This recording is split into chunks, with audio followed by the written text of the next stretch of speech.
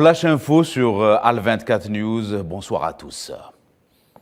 Les territoires palestiniens sous haute tension, une grève générale est décrétée ce jeudi en Cisjordanie occupée. Une journée de deuil au lendemain de la mort de Ouday Al-Tamimi dans le camp des réfugiés de Shofa'at lors d'une opération martyre contre les forces sionistes.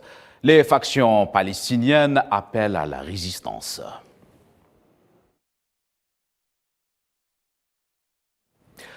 $10 milliards d'exportation hors hydrocarbures, c'est l'objectif à atteindre avant la fin 2023. Le Premier ministre algérien l'a annoncé ce jeudi à l'ouverture des travaux du Forum de l'export à Alger. Ayman Ben Abdelrahman a aussi évoqué l'ouverture d'annexes des banques algériennes en Afrique et en Europe avant la fin de cette année.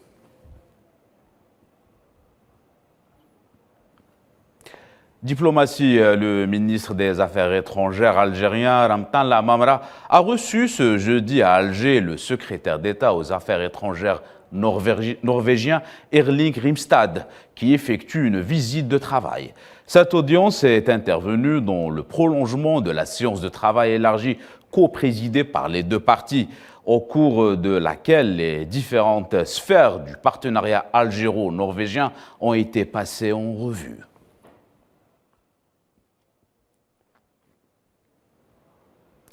Le président de la coordination européenne pour le soutien et la solidarité avec le peuple sahraoui, Okoko, Pierre Galland, a souligné l'importance de doter le mandat de la MINURSO d'un mécanisme de surveillance des droits de l'homme du peuple sahraoui, dénonçant le soutien et la complicité de certaines puissances occidentales à la colonisation marocaine du Sahara occidental.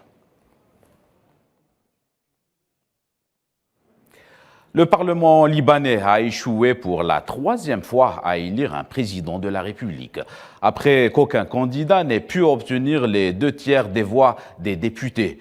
Le président du Parlement, Nabih Berri, a annoncé après le vote que le candidat des forces libanaises du Parti socialiste progressiste, Michel Moawad, avait obtenu 42 voix sur un total de 128 députés.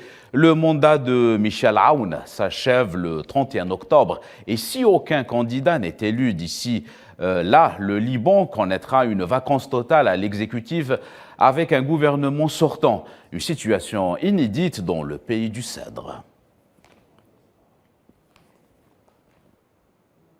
Après à peine 6 semaines à la tête du gouvernement, la première ministre britannique Liz Truss est de nouveau apparue à Downing Street, mais cette fois-ci pour annoncer sa démission, alors qu'elle avait déclaré via son porte-parole ne pas avoir l'intention de renoncer. Liz Truss restera comme la première ministre qui a passé le moins de temps au poste, avec seulement 44 jours au pouvoir.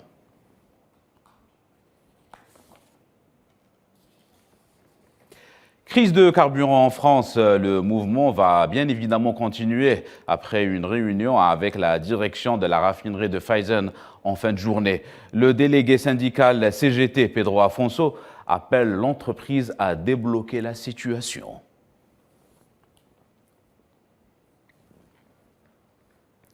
Et en réunion à Bruxelles, ce jeudi, le plafonnement des prix du gaz divise les pays de l'Union européenne. La France et 14 autres pays de l'Union européenne veulent plafonner le prix du gaz qui arrive dans l'espace européen. Cette proposition déplaît à l'Allemagne et à la Commission européenne qui craignent une pénurie de gaz pour le vieux continent.